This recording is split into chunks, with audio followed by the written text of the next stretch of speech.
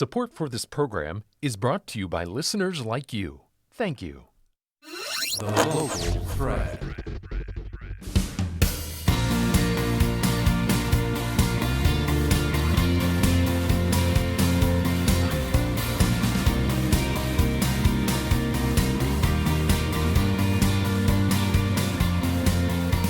Hello and welcome to TPS Proud Out Loud.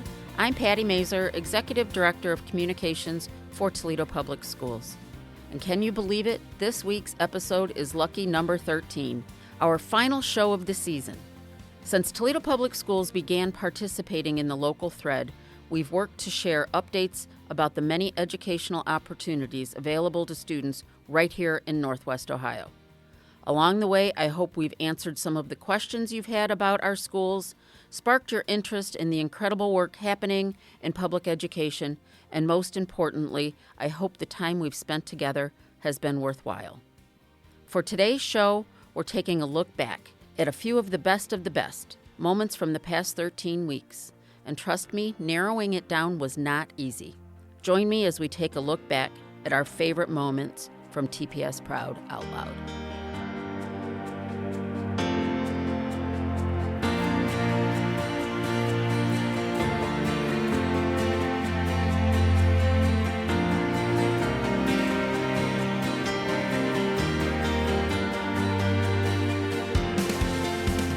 Joining us now, along with Mr. Wicklund in studio, is Anita Harold. She is an aviation instructor at ANSET. Thanks for joining us. Thank you for having me. Tell us a little bit about yourself, your background. How did it become that you're an aviation instructor at ANSET? Well, it's a pretty long story, but I grew up in aviation. My father was a A&P and a private pilot.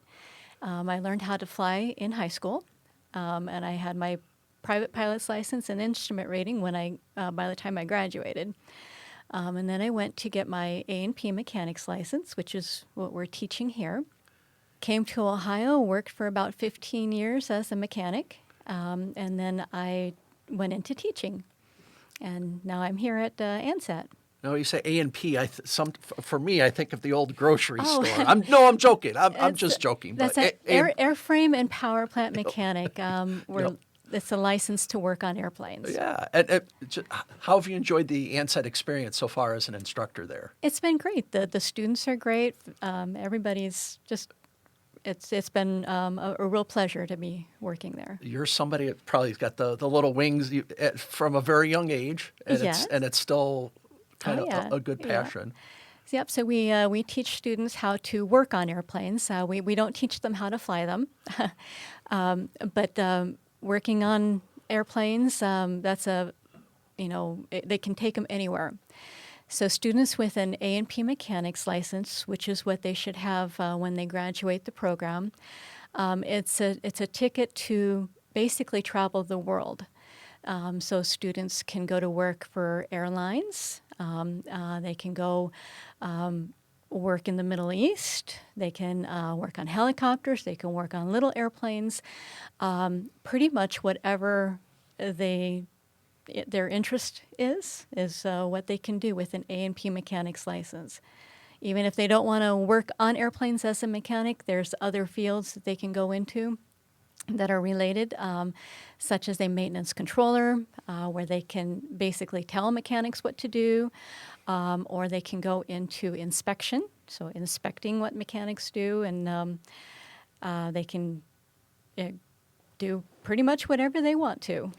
So, Kurt, tell us about, for those who don't know, the ANSET program itself out by the Toledo Express. But you have the one school facility, then you have the hangar that's literally at the airport. Yeah, I mean it's a 7th through 12th grade academy. 2 buildings out at the airport. One is primarily used for academics, and there are some aviation courses that occur in there, primarily for our grades 7 through 9. And then, we have our hangar as well, where we keep our airplanes and our trainers, and that's where our students in our 10th through 12th grade actually learn the skills to become airplane mechanics and earn their A&P. We have an airframe lab, we have a power plant lab, hence the A&P, and then it's a really unique facility. It's again like kind of what I was talking about before. It's one of those places that's you're not going to believe is a school until you see it. It's quite an interesting experience walking in there for the first time. Yeah, just like the Natural Science Center. I mean, when a potential student comes and they're taking a tour, what do they see? What do you kind of show off? So I always start off in the academic building because I like to end with a bang, so to speak. But I start off, the first thing I show them is the cafeteria, which actually overlooks the runway at Toledo Express Airport. There's a window out there. Then I show them our science labs, which are gigantic, because the building is a former flight safety instruction building. So they used to have simulators and things like that in there. So some of these science rooms are gigantic. And we have wind tunnels in there. We have electricity trainers in there. So our students see that right away, first thing they see when they come into our building. And then I go and show them some of our English and social studies classrooms, our gym where we fly drones and have gym class. And then I show them another room that has a few flight simulators in it as well that our students are able to utilize. And then I say, okay, time to go over to the hangar, time to see the cool stuff. And you think that was cool already? they what do. had- That's the thing. what- had That's already what they seen? always. That's what Yeah. they always say. Yeah. They say, well, this has been pretty cool so far. And I say, just you wait, just you wait. So we go over to the hangar. We walk in. There's 4 airplanes as soon as you walk in, and they're just like, wow. And I was like, the first thing I always say, not your typical high school, is it? And they say, absolutely not. And they're kind of blown away by what they see. So, in fact, I was giving a tour earlier today with this young lady who's a 6th grader going into 7th grade, and she wants to be an aeronautical engineer. And she just walked in just grinning. She couldn't believe what she was seeing. And she left that tour today thinking to herself, this is exactly what I want to do for the next 6 years of my educational career, to prepare myself to go into that field. Yeah.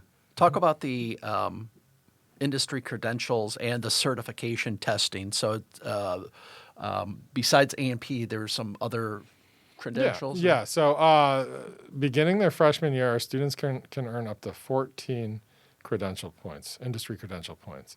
Now, that might not mean anything to the listener, but what the state of Ohio decided is that you need 12 industry credential points to be considered career ready. So our freshmen have the opportunity to earn 14 right off the bat. And those 14 include the OSHA 10, the CPR, Snap-on Torque, Snap-on Precision Measuring, and the SUAS Safety Level 1, which is a drone certification. So that gets them to 14 points right off the bat their freshman year. And that's before they even start the mechanic program their sophomore year. And then the other thing they can do at our school is they can actually earn their Part 107 drone licensure. That's a drone pilot's license. They can earn additional drone licensures after that, including line of sight. There's actually a drone repair license they can earn, and then there's a plus 55-pound drone pilot license they can earn as well. So there's a number of different things that they can number of different pathways, number of different credentials they can earn while at the aerospace campus. Yeah. Anita, for yourself, having the school right at Toledo Express, that connectivity, the perception, kind of it really kind of really makes it real for these students. Like you're learning where the jobs are going to be. Yes, I can't tell you the amount of times we've had to stop the lesson because the National Guard's taking off, or there's another airplane that landed that we want to go show the students. So we just walk right out on the ramp, and we look at the airplane.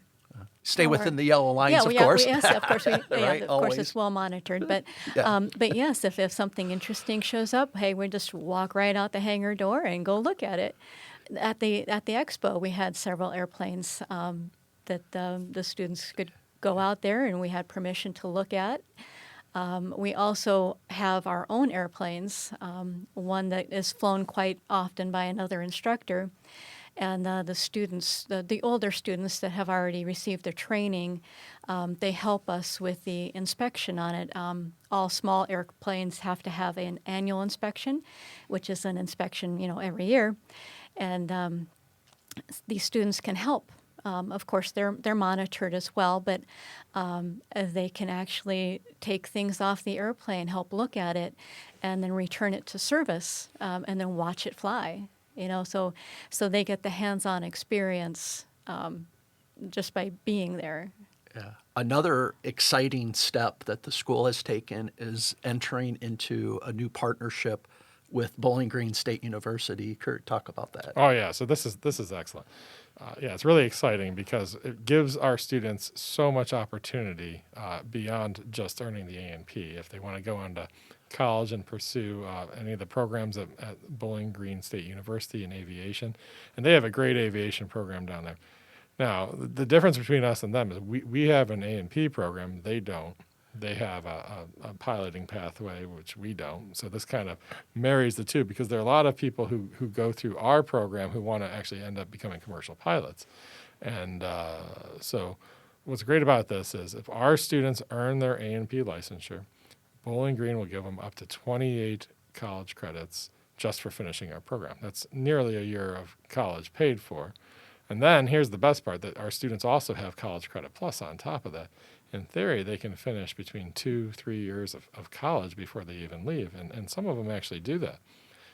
So we're talking about big savings for students down the road when they want to go to college into a great collegiate aviation program. And we're very lucky to be partnered with Bowling Green because they're really investing a lot of money into their aviation program as well. Recently, they've purchased, I don't know how many planes exactly, but a whole new fleet of planes. They've added a new hangar down there. Their facilities are top-notch. They have great simulators, great instructors.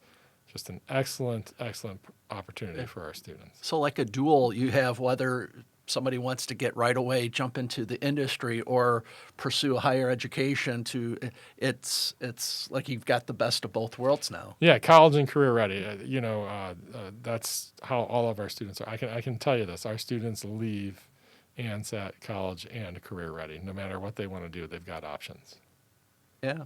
As far as you look online, you see the demand of anticipated 5% industry growth year by year just within the United States. Worldwide, an estimated 600,000 aviation mechanic related jobs needed worldwide over the next 20 years.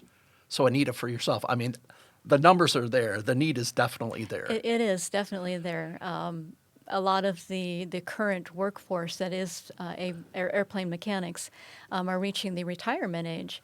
And there's a need now, and there's going to be a greater need in the future for more airplane mechanics in all of the different areas that I've mentioned before, whether it's airlines, helicopters, small aircraft. The need is there for mechanics in all of the different areas.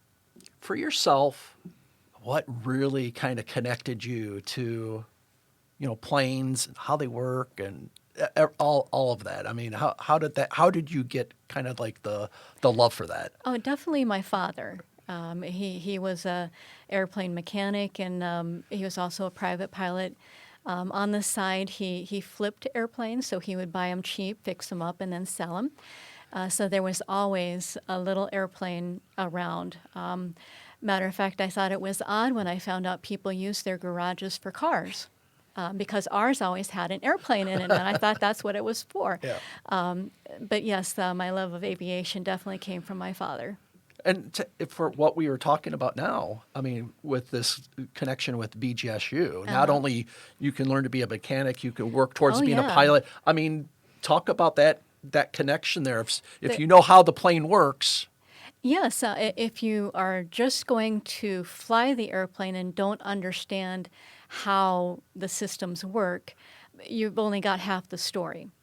So you need to understand how the systems work as you're flying the airplane so you can better understand what's going on. And then you can also help troubleshoot. If something is wrong, you have more of an idea of what the whole airplane, what all the systems are working with, how they work together. So you can be a better pilot, I believe. I think if you are a mechanic and a pilot, the mechanic makes you a better pilot. Yeah. And I know the school, ANSAT, does a lot of community outreach efforts. The Aviation Expo is always a great event. Kurt, talk about that. Yeah, it's always a big undertaking every year, but we want to make a huge community event around what we do out there. We get thousands of people out every year when we do it. We bring in historic aircraft, food trucks, bouncy houses for kids, free flights for kids through Young Eagle flights. So we have a bunch of pilots bring their planes in, and they fly kids as ages 8 to 17 for free around town and back down. And sometimes they even let the kids take over the plane up in the air. It's a little scary, but they do it. But it's actually pretty safe. I'm just joking. Yeah, But, absolutely. yeah. It's always a fun event. We used to do it in the spring, and this year we did it in the fall, and I think it went really well. It's just a huge event. It's just so many people. So many people in this community have such a strong love for aviation. They just Sure. want to come out and be around it. Well, over the years, the city of Toledo and out at Express Airport have had the different air shows. Yeah. And certainly, I remember, going to see the Blue Angels and, just how or Thunderbirds, but how cool is that? But the connection to aviation in Toledo is there for sure. Absolutely. Yeah. And during those air shows that you were just talking about, our students can go out when they're practicing. They don't actually have to be in the air show. They can see it from the windows of the school. They can just look out and see them practicing and see the air show, which is really awesome. I think that's an awesome experience for the students. Yeah. I mean, as far as that goes, it's just, again, just keep there's so many people in the area that are just, I guess, have that kind of love for flying, but that's a great area to tap into for potential students for sure. Oh, for sure. And to go back to that point just briefly, our students actually got to meet the pilots and be around the airplanes last year's air show as well. It was a really great experience for them. If you go on our Facebook page, you'd see pictures of our students with those pilots and with those planes. They had a really good experience with that last year. Absolutely. And even if a student, let's say they go through it all, they graduate, and then they decide, well, maybe that's just not for me, and maybe they don't make a career out of it. Anita, what are you hoping the skills that they've learned can help maybe in different ways? The skills that they learn as going through the A&P program are helpful in a number of different industries. Amusement parks is one that hires A&P mechanics. The wind turbines, they look for air students that have A&P training. So even if they don't get a license to work on airplanes, or if they don't want to go into working on aircraft, there are a number of other industries that they can go into that these industries are actively looking for students with that training. Yeah, go work at Cedar Point. Absolutely. Wow, Yes. that's not too far away. I think Yeah. when you say amusement park already, I'm thinking, go ride the Blue Streak, right? Yeah. All right. Well, I want to thank you, Anita, for coming in and sharing your experience with us. And Kurt, certainly you've got the two hats, not only on the natural science, but also the aviation side. And these magnet schools really provide some wonderful career path opportunities for students. So, Anita, thank you very much. Kurt, very much. Thank you very much.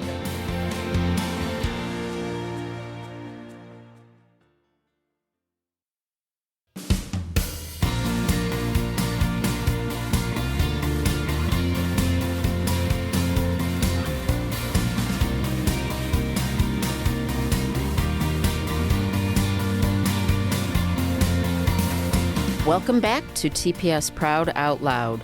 We are continuing our conversation with Robin Haig about the importance of celebrating the rich history of Toledo and of Black History Month and of America 250. You have a new book. Is the book out yet, or is it's coming out? It's scheduled to come out in May. Okay. And 250 Toledoans remembered. Not rich or famous, average people who need to be remembered. What does that look like? So the book is really a culmination of stories that I've collected over the past 2 decades. I like people. I like to know their stories. I also like cemeteries, so I give cemetery tours. And so I have written and collected probably 500 stories of Toledoans. And I decided to coincide with America 250 that I would put this book out because I firmly believe that everybody has a story to share. Everybody has a legacy. We all want to be remembered. And you might recognize 1 or 2 names in the book, but the vast majority are average people. They immigrated here, they lived, they worked hard, they passed away, and I would just want them to be remembered. And I want someone in 50 years to pick up the book and say, wow, that's my great-grandma. I didn't know she was born that day, or this is the day she got married. So it's a little dry. It's not an academic book, but it is more of a book to remember people and their lives. Let's talk about the top 2 off the top of your head. Tell us about. Gosh. Yep. That's just hard. and it's not again just stories that again you came across in your travels that again surprised you. That's really hard for me to answer because they really are all over the spectrum of what I've come into contact with. There's some TPS stories. There's people buried at Forest. There's people from my neighborhood where I live in Westmoreland. There's people in Calvary, which is across the street. So everyone knows the Titkemeyer name, right? The feed store. Absolutely. So I have the brothers in the book that created the feed store. And what's surprising is the brother that first started it became ill and he passed away. And he actually ran the feed store, and across the street he opened a grocery store. Of course, they were very different from what we think of grocery stores today. He passed away. It went to his brother, so he kind of continued the business, and then it went on for 3 generations and is still operating today. Now, it's not under in the family of the Titkemeyer, but that's one example. You know, another example is a family that came across the United States with 10 little children. And they came here. It was a black swamp. They barely survived. The husband passes away, and the mom is left to deal with raising the 10 children. How do you do that? You know, she's not rich and she's not famous, but she raised her children, she lived a life, and she deserves to be remembered. And again, goes back to resiliency, and all of these people somehow built Toledo up into the melting pot, a lot of folks call us. And I think people find Toledo to be very welcoming. You can be an outsider, come into our community, and find a place for yourself. Make your niche, make your story. And that sounds like what this is about. Absolutely. And it is just a random collection of people, and I certainly don't want to exclude anybody. But, for example, I go to Washington, D.C. every year and lay wreaths at Arlington for Wreaths Across America. And a gentleman whose headstone I had been covering, his wife reached out to me at Bowsher and said, hey, you've been covering my husband's headstone. I'm going to fly out and meet you. So she flew out and met me. I got to hear this gentleman's story, and I'm like, he needs to go in this book. He was born in a displaced persons camp. His mother was Russian. His father was Polish. He was given up to an orphanage. He came here, was adopted by a family, graduated from Bowsher. 3 days later, went off to Vietnam. 1 year into his term, he was completely disabled from shrapnel from a grenade that exploded in front of him. Came back, married, had a family, and 2 of his children teach in TPS. Oh, my gosh. So it's the connectivity that I really enjoy as I hear people's stories. It's like a puzzle in my mind. I'm like, hey, I that matches this story or whatever. But yes, going back to the theme of resiliency, that's just one example. That is so incredible and that has to make you feel humbled and Absolutely. that someone would take that kind of not only effort to come in and meet you, but to track you down and to make all of that happen and to make sure that her husband's story was Yes, it was told. one of a tremendous honor for me to meet her and listen to his story. And you travel a lot for your history. You go to, like you said, you go to Arlington. Every year you have traveled all around the world, and you bring all of that back and you talk to your students about it. But you hold an event every year at Bowsher where the military, our current and past, our fallen, are remembered. Talk about that event for a second. So Bowsher is the only Purple Star school in TPS. It's recognized by the Ohio Department of Education for being a school that is supportive of military families and veterans. And so about maybe 10 years ago, we started a Veterans Day and Memorial Day program, and the art department got involved. We have a mural. We have what's called a Wall of Honor, where we have tried to collect the names of all past Bowsher graduates who have served in the military. And it's an ongoing process. I'm always getting calls and emails, add my name to the list, add my name. So every year we have a ceremony honoring these men and women, and we try to invite them back as their names are added. We also have a wall that honors the men who have been killed in action. Unfortunately, there have been quite a few, and so we try to uncover their stories, and several of those gentlemen will also be in the new book. That's fantastic. I think that's a great segue into America 250.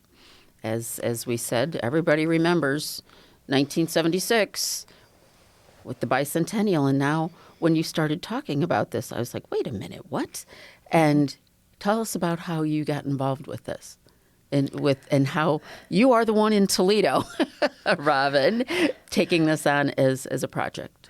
Well, it dawned on me that the America 250 is coming up, and I knew there was a website where you could look online to see who was representing your local principality or whatever. And I looked, and it was December of last year, and I said, oh my gosh, no one is representing the city of Toledo. So I called a couple people, and I said, hey, do you want to get involved? And they all said, why don't you do it through TPS?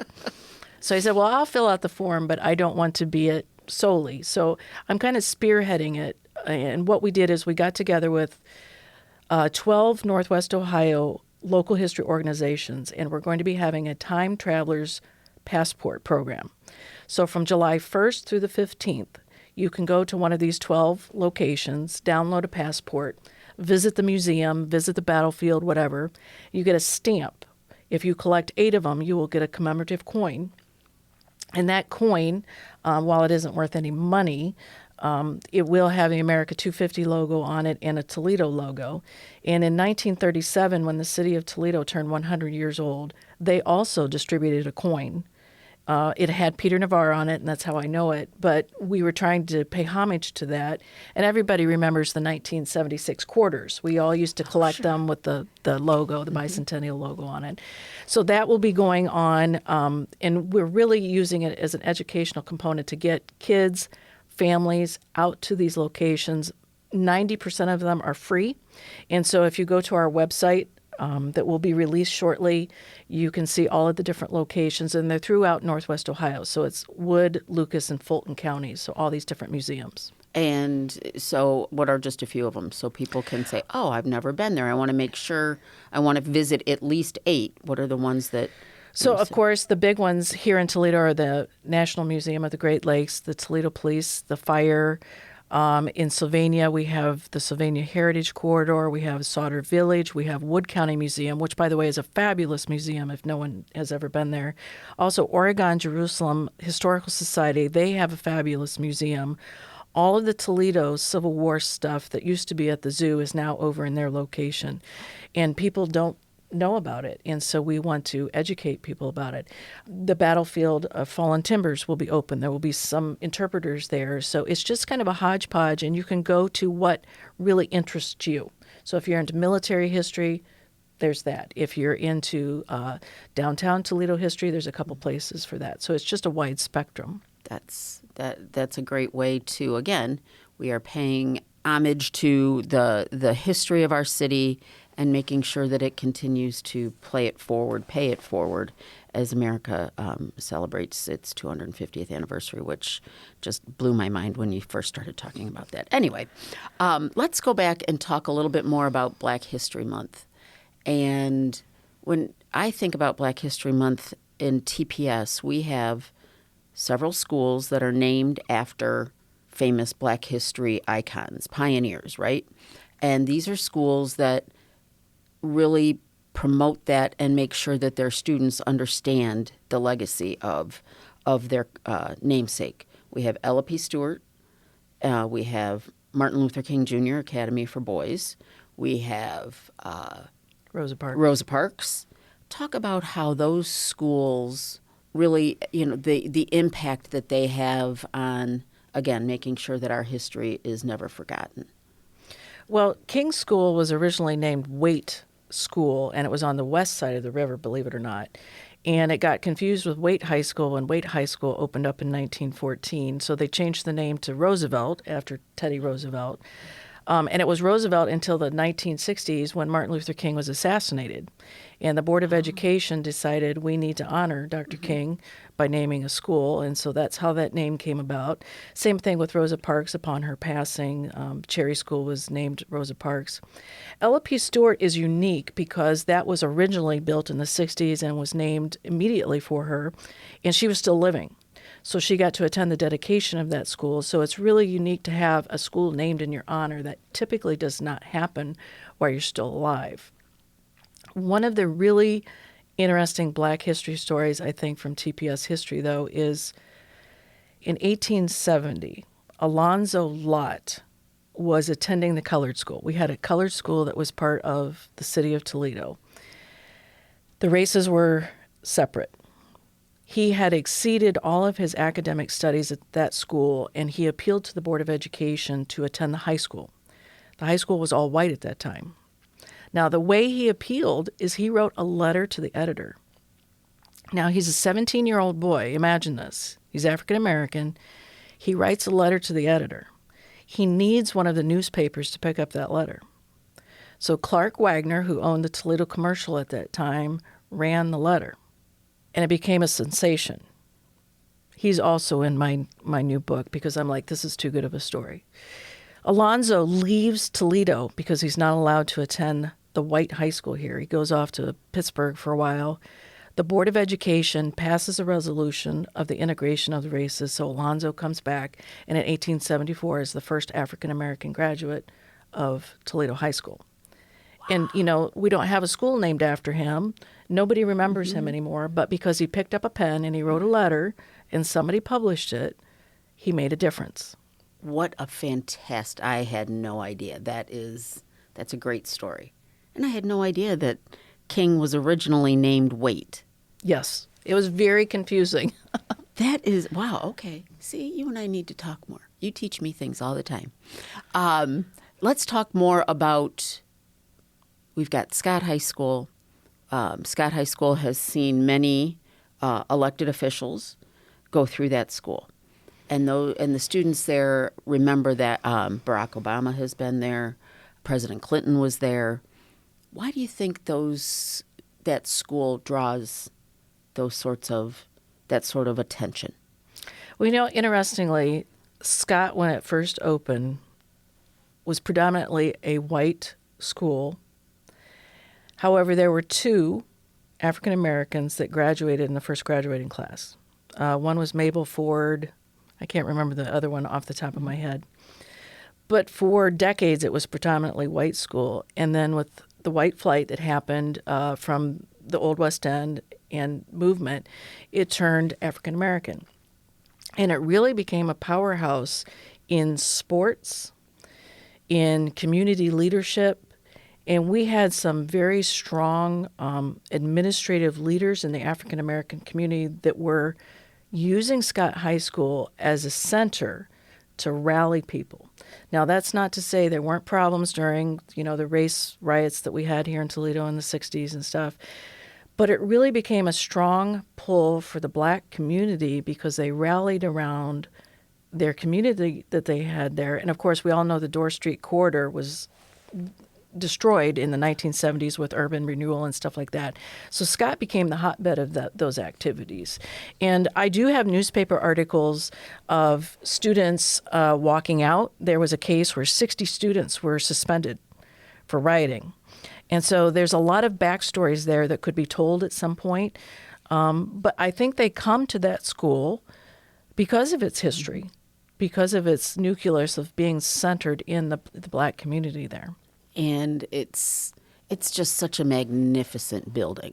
And the renovation that was done there during the when we did the Building for Success program. That, along with the renovations that took place over at the DeVilbiss campus, and that how again we have paid. We want to remember our history. We want to remember the programs that went through it and the people who were so strongly associated with those schools. You want to know something ironic, though? I would love to. Jessup Scott was not for the integration of the races, and Scott School is named after him. Really? Yes. See, again, another little tidbit that only Robin would be able to tell us. That only Robin cares about. So we have just another minute or two. What do you want to leave our listeners with today? What's the most important thing you want to remind them about Black History Month? That people matter. Their stories matter. Somebody came before us. We stand on their shoulders. They broke the glass ceiling. They broke the racial ceiling. They stood up for what they believed in, and that is so important. But they also did it respectfully. That's so important. One last thing about America 250. What do we want people to know? Where can they get more information? You talked about a website coming out. Yes, so you can go to tps.org for our 175th timeline. And also, the America 250 will be there, but it is going to be on timetravelerspassport.org. And there's a QR code that you can download the passport right there. Awesome. Thank you. I've learned more today than I knew before, so thank you, and I hope our listeners did as well. Thank you very much for the opportunity. I appreciate it.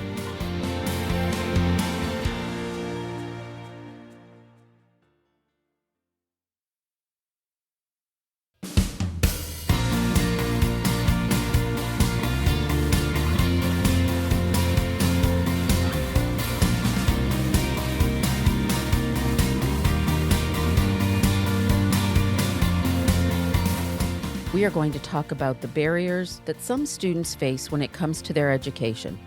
Some of these statistics, some of the topics might surprise you, but in the end, I hope you gain a greater understanding of some of the struggles our students and their families are facing and how Toledo Public Schools is working to support them to overcome these challenges. Toledo Public Schools serves over 20,000 students from diverse backgrounds and family dynamics.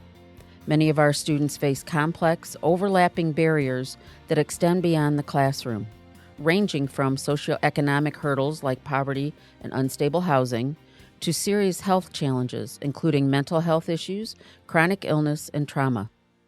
The district believes that actively helping families overcome these obstacles is essential for our students and our community.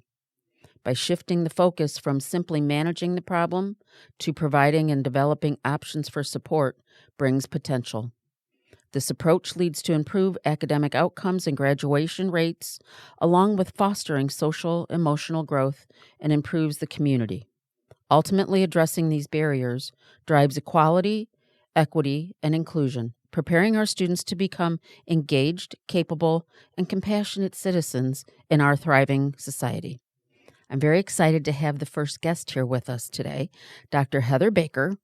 Heather is the Executive Director of Community Engagement and Health Supports for Toledo Public Schools, and she oversees our homeless population. And I think this is one issue that people will be surprised to learn about, the impact, the number of students that we see, and it's certainly an issue that has received a lot of media attention recently. Absolutely. How many homeless students or families do we have in Toledo Public Schools? We have approximately 2,000 homeless students or students that have identified as homeless. That number goes up daily, and fortunately, which is a good thing, families sometimes find housing. So every day, the number is going up and down. Right now, we are sitting at approximately 2,000 students, though, that are labeled homeless in the district. Out of 20,000, over 20,000, that's a big number. And It is. I think people understand the idea of homeless, but they think automatically of people, older people, adults maybe living on the streets. Absolutely. Is that something that you're seeing in your work? Do we have students in those situations, or what do they find themselves facing? We do have students that unfortunately are living with their families in cars. We've had families that were living in the back of U-Haul trucks. We've had so many unique and challenging situations and families that we had to come to an immediate assistance and get them removed from that situation. But the majority of our families that are experiencing homelessness are doubled up, which means they're either staying with families or friends. Sometimes that means a family of four may be sleeping on the living room floor in a 2-bedroom apartment with another family that has children as well. So it can be very crowded and tight. We don't know how long that situation might last, if something may happen where they have to ask that family to leave. We have a large portion of our students that are doubled up, and we also have about 200 plus of those students that rotate through our homeless shelters in the area as well. So we try never to have any families on the streets. Once it is brought to our attention, we want them in shelter, even if it's not a permanent situation. As doubled up often isn't permanent. Even if it's not permanent, at least we know you're safe and you're sheltered. And that's our goal. And that's a good point you bring up. Once you become aware of the situation. Yes. We just did some media with a young man who didn't really understand the fact that he was in the category of homeless. So how does your department, how do you become aware of a homeless family, and what are the steps that you take immediately when you find out about that? So we train all frontline staff through all buildings to ask key questions when families come to enroll. And one of the questions they ask, do you own your own home or are you renting? Do you have your own lease? And when a family, no, I'm staying with the Johnsons, or no, we're staying with the grandmother, then the questions get a little bit more detailed. Well, is this a permanent situation or a temporary situation? Was it due to financial hardships? And we don't get too deep there in the front office. Just enough to trigger that, hey, this needs further information. We need some more questions asked. We have a whole team of caseworkers, which are amazing. And then once we get that referral, then we could do an assessment, a needs assessment, where we can see if you are doubled up or you are in a shelter. Instead of this, I'm just staying with my grandmother and this is my home and this is where we stay, versus I'm staying with my grandmother because we had a house fire or because I was evicted. So there's a difference. I'm looking for my own place, but we're here right now because we have nowhere else to go. So we have to, that's a fine line that you have to figure out. You have to figure out transportation for those students, because if I had a house fire and I was living on this end of town where we're at now, on the south end, are we south end, I believe? South end of town, and now I'm living at the family house shelter over by Pickett, do I have to transfer schools? Well, we don't want you to transfer schools. We want you to be able to stay where you're at with your friends, with your teachers, with the neighborhood that, the community that support that you have there, and we will transport you over to your shelter, back and forth to school. We'll make sure you get to stay for your after-school activities, and we'll get you home back to the shelter safely. We try to make sure all of the educational process, all that's happening in that part of the world is secure and safe while you're going through the housing crisis temporarily. And I would bet that stability is the one thing that the family can take rest assured in, that I know that my student will get to school. I know that they will get their education. I know they will come back home, and that that part of their day, they are where they need to be and doing what they need to do. So that's huge. That's an awesome outreach that the district offers. And is that part of the trauma and impact that you see, or is it beyond that goes when somebody does realize and says to you, I need help? It's one of those things. When people don't understand, I guess my biggest wish would be that people would have empathy and try to have an understanding of the process. I don't want anyone to think someone's a bad mom or bad dad or bad guardians because, hey, the student all of a sudden stopped showing up to school. If I don't know where I'm going to sleep tonight, if I don't know where, we're going to eat, what we're going to eat, school is not necessarily number one on your list. So when you think about trauma and the trauma of being homeless and that experience as a whole, it's crisis management. You're trying to survive. So what we do, we wrap services around the whole family. It's not just the student. We want to make sure parent or guardian is okay too. What services can we provide to the whole family that's going to shore this thing up, secure things, so that we can minimize that trauma as much as possible, make sure the student's education process is still going good, they're still connected, but we're all connected to services, whether that's mental health services, whether that's transportation, whether it's food, insecure, whatever it is, however we can help. If it's not something we have in-house at the district, then we're going to find it out in the community and make that connection for you. And connection is so important. And I know that you are very active with several boards in the community and different organizations. Talk about the partnerships that you've developed and how these folks support our families. And partnerships are so huge. We could not do what we do in our district without the help of our community. And I don't want to list or name names, but I will go with two. Let's go with two partnerships. I would say the city of Toledo, a few years ago, I would say that's about 4 years ago now, called and said, hey, do you think you could spend $150,000 on homeless? We see the work you all are doing on homeless, and we have some money that we think you could use. Absolutely. And so we got that spent in a matter of like 6 months. They called back, hey, what about $2 million? Well, of course I can spend $2 million. But, we are not a housing agency. So our thoughts were, how can we use this money smarter? And so we connected with Lutheran Social Services. The money lived there. And because they do house people, they know that work. Our goal was to feed them the families that needed the help. So no, the money never hit Toledo Public Schools coffers. It wasn't like a win for us, but it was a win for our families. And because of that, we were able to help families get so many utility bills paid, help families that were facing eviction get to keep their homes, stay in their homes, get their back rear rent paid, families that were actually already experiencing homelessness to find them new places to go. That was the most challenging part of that program because Toledo housing stock, affordable and safe places to live in Toledo are hard to find. So even when we had money to house people, finding housing here is really, really rough.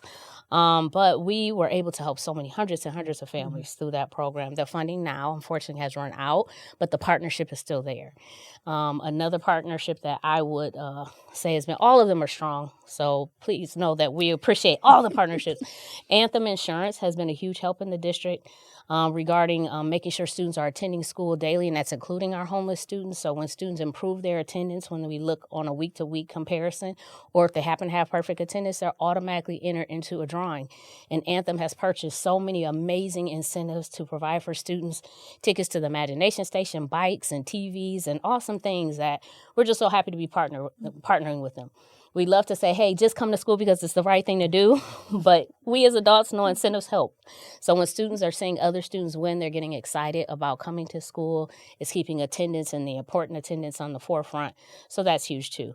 We are able to do so much more through the power of partnership in the district. And that collaboration this year, the initiative on attendance, we did a really big push, and we're still doing that. Absolutely. And the schools have looked upon it as a challenge amongst themselves. Right. And so if you follow any of our schools on social media, they are doing big shout outs, hey, look at us. We had 99% attendance this month or this week, whatever it might be. So it shows that that focus is really helping and driving spirit across the district. So absolutely. I think it's interesting when you said you're asking people for hope and you're asking for empathy. What do you see? What does a student go through maybe that is in an unstable housing situation? What can we do as adults to help them get through their school day? Oh, that's such a good question, Patty. When you said awareness, I think one of the main things within our buildings that we want to make sure we're doing is posting up all over the building, hey, if this is you, this means you could be considered homeless or housing insecure. We like that term better. And these are the things that we can help you with. Please call. If I'm living with my grandmother, even though we had a house fire or we were evicted, in my mind, I'm safe, I'm okay. But they may be walking 3 miles to school not knowing we can help with transportation, or they may be missing school because they're not getting to where, they are far across town living with grandma according to where they were lived before, in comparison to where they were living before. So we want to make sure they know that, hey, we can help with school supplies. We can help with transportation. We can help maybe put more food in grandma's cabinets because now she's got 4 extra people living there that weren't living there before. So different things that maybe they don't think about, we want them to think about. So communication is huge, helping us communicate that we do have a homeless issue here in Toledo. I don't think we're unique when we talk about other urban school districts. When you look at those numbers, we're comparable to other urbans in Ohio. But that this is happening in Toledo, and how can we all pull together by working through the Toledo Lucas County Homelessness Board? There are plenty of places to volunteer. You can donate to our foundation, TPS Foundation, to if that's something that people are pulled to do, which is always great because we can purchase things that are needed, boots, coats, food, other things that maybe we don't have in our coffers that donations would allow us to do. So there are lots of ways to help, and they can always reach out to me to find out. Well, and so are you ready to do this? Give your email to people, and what do families need to know? Who do they contact? Can they just go to their school and say, hey, I'm having a problem. I need some assistance? Absolutely. They can. That's the best way to do it? That is a great way to do it because that's your school. That's who you're comfortable with. And we understand there's a big trust issue. And people don't necessarily know who I am. But please know that you can call me. I would love or email me. I would love to hear from our families that may be struggling, or from families that just want to help out other families, because sometimes it's just that connection. We had a family who was worried about letting their little person walk to school. They had recently lost housing or were now living somewhere else, and they didn't have the same connections in this new community that they had before. Well, we created a little walking train. We introduced her to some other families, and now they're all walking to school together. It wasn't a far walk, but it was a little person, and mom had to be at work before she was able to walk the school. So it worked out perfectly, but it's all about those connections. And we want to help families make those connections to resources and other things that they may need. It goes back to the idea of collaboration and community. Absolutely. I want to ask you one final question. In your years of doing this, and that makes you sound so wise and sage, but you've been doing this for several years now. Think of your greatest success story with a family that you worked with directly. So yeah, this is my 29th year in the district and probably 20th in this particular part of the world. You're only 35. I know, right? 35, yes. So let's see. There's so many stories. I think there was a recent mom who came in. Actually, she did the Blade article. That mom worked with one of our caseworkers, and her story was just so inspiring. But I think what hit me the most is listening to her talk and hear how upbeat she was, how she wasn't broken through the situation, but she kept pointing to the team, pointing to how connected and how she knew, that she could reach out and that someone would be there to help. Whether it was delivering food, she knew her kids were going to have clothes. She knew that we were going to get transportation and get the students. It was just the support that she felt supported and felt seen and heard. And she didn't feel like she was fighting alone. I love that she still was happy and still full of hope. And that made me feel happy and full of hope that through this work, that people can feel supported even in their worst and darkest times. And that's so. Toledo Public Schools, as I said to begin with, we're 20,000 students, over 4,000 employees. We are a big operation, and the fact that we are making an impact one family at a time like that, I think, says a lot about your commitment, your drive, your compassion, and I would say that anybody that is lucky enough to connect with you through this, they might need a smile, they might need a shoulder to cry on. Dr. Heather Baker is the one you want to talk to. So, thank again, you, Patty. If there's anything else we need to remind folks of, just go to their school for more information. TPS.org. There's information on supporting our families. And hbaker@tps.org is also my email. Feel free to email at any time or just call TPS directly. The switchboard will get you right to me. Awesome. Dr. Baker, I love saying that. Congratulations on thank you. achieving that goal. Thank you so much. Thank I you. appreciate it.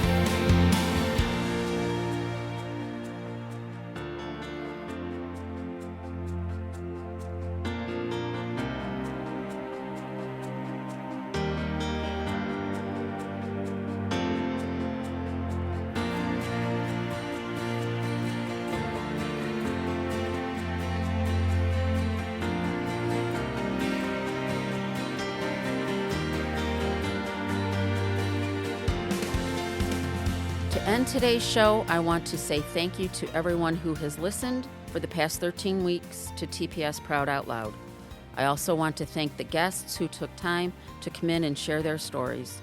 I also want to offer a sincere thank you to everyone at WGTE for providing Toledo Public Schools with this tremendous opportunity. It has truly been a pleasure, and we appreciate your trust and support.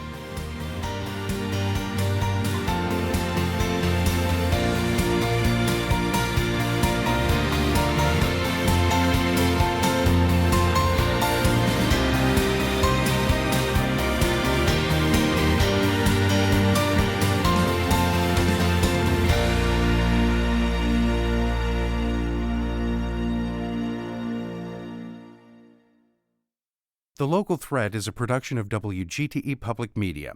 Episodes can be heard weeknights at 7 on FM 91 or anytime at WGTE.org. The views and opinions expressed in the local thread are those of the hosts of the program and its guests. They do not necessarily reflect the views or opinions of WGTE Public Media.